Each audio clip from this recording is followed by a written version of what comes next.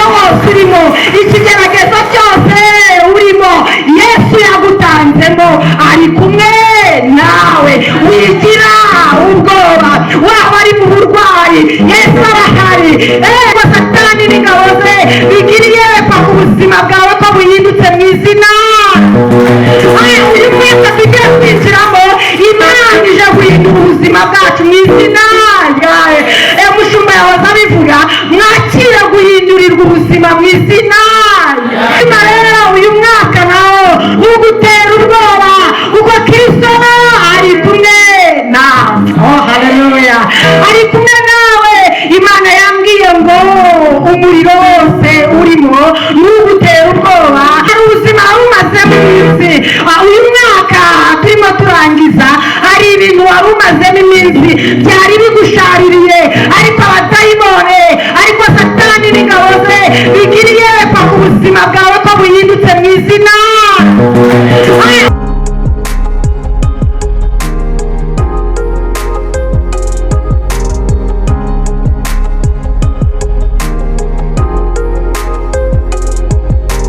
Abana bane, ndi umukristo, ndashima Imana. Nishimiye kubana namwe uyu munsi. Ni umunsi w'umunezero, ni umunsi twategereje igihe kinini. Rero kuba Imana ikunze ko tubamo, Imana nimuyihe icyubahiro. Reka haguruke adufashe. Bafite impungenge z'abantu bari butahe mu ntara, bafite impungenge, ariko Imana irabana natwe bitewe n'ibintu byinshi dufite, kandi nabo bagomba gutaha. Nadusomere mu gitabo cy'umuhanuzi Daniyeli ibice 3 umurongo wa 24 ageze 27. Daniyeli igice 3 umurongo wa 24 ageze 27, paje 826 ku bantu bafite Bibiliya bihute baragera. Dusoma mu izina rya Yesu. Natwa amagambo yavuze ngo basaduraka bajugunywa mu itanura ntibashya. 24 yaravuze ngo uwo mwanya umwami Nebukadinezari aratangara, ahaguruka n'ingoga abaza abajyanama bati, harya ntitwajugunye mu muriro abantu 3 baboshywe? Baramusubiza bati, ni koko nyagasani. Arababwira ati, dore ndareba abantu 4 babohowe bagenda mu muriro hagati, kandi ntacyo babaye, ariko ishusho y'uwa 4 irasa n'iy'umwana w'Imana. Nebukadinezari yigira ku muryango w'itanura ry'umuriro ugurumana, aravuga ati, yemwe Basaduraka na Meshake na Abedenego, mwa bagaragu b'Imana isumba byose mwe, nimusohoke muze hano. Nuko Saduraka na Meshake na Abedenego baherako bava mu muriro, maze abatware b'intebe n'ibisonga byabo n'abanyamategeko n'abajyanama b'ibwami baraterana bareba abo bagabo, basanga umuriro utashoboye kugira icyo batwara, kandi umusatsi wo ku mitwe yabo utababutse, n'imyambaro yabo ntacyo yabaye, habe ngo wakumva umuriro ubanukaho. Tuvuge ngo amen. Amen. Mwakire neza ijambo ry'Imana. Bazana ijambo rivuga ngo umuriro wose urimo, itanura ryose urimo, humura, Yesu aririmo, azanywe no gutabara. Haleluya. Umuriro wose urimo. Tugeze mu mpera z'umwaka, turashimira Kristo ko yabanye natwe mu miriro yose twatambutsemo. Hanyuma rero uyu mwaka nawo ugutera ubwoba kuko Kristo ari kumwe nawe. Haleluya, ari kumwe nawe. Imana yambwiye ngo umuriro wose urimo ntugutera ubwoba, kubera ko Kristo yakubanjirije. Mu mukomera amashyi mu izina.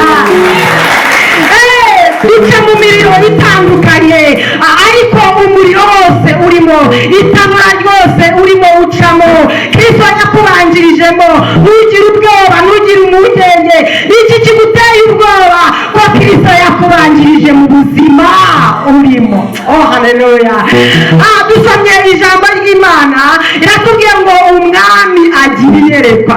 Sifa kwa Mungu. Nawe ndashaka ko abanzi bawe bagira iyerekwa ku buzima bwawe. Haleluya. Hari ubuzima bumaze mu isi.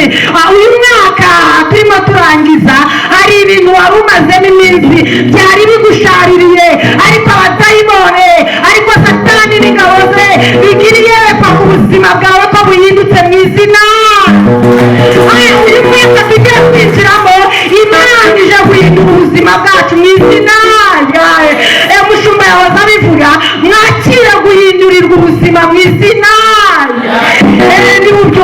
imana gushika mu izina rya yesu. Hanyuma ngo umwami agira iyerekwa sifa kwa Mungu. Arangije ngabaza abari aho, arabaza ngo mbese twajugunye mu muriro abantu bangahe? Ngo baramubwira ngo twajugunyemo 3. hari umuriro bari barakujugunyemo, ariko hagiye kubaho iyerekwa mu izina wahitagira iyerekwa. arababwira ngo ndabona mu wa 4 kandi wafite ishusho n'iyi umwana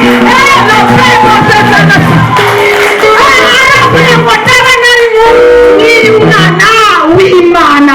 bakwibaza ngo yari yaramumenyeye hehe, ariko Imana ibintu byari bimaze iminsi ibyereke ko hari ibintu byahindutse, ibyereke ko hari ibintu byahindutse mu buzima bwawe, ibyereke ko hari ibintu bidasanzwe. nubwo wowe ukiri mu bwoba utarigirira ikizere, ariko aya masaha nakwinginze kugira ngo wigirire ikizere, wizere ko hari ibintu Imana ije guhindura ku buzima bwawe mu izina. Haleluya, haleluya. iri jambo narisomye numva nongeye kuzura imbaraga, ambwa ni nange Mana nakwizera abadayimoni ntibakabona iyerekwa ku buzima bwanjye nge ntararibona, nge ntarigirira ikizere, ahubwo nawe wari uri ahangaha ufite ubwoba, wumva uteye ubwoba n'ubuzima urimo, iri yerekwa ubone ko haje ubutabazi ku buzima. Haleluya, haleluya.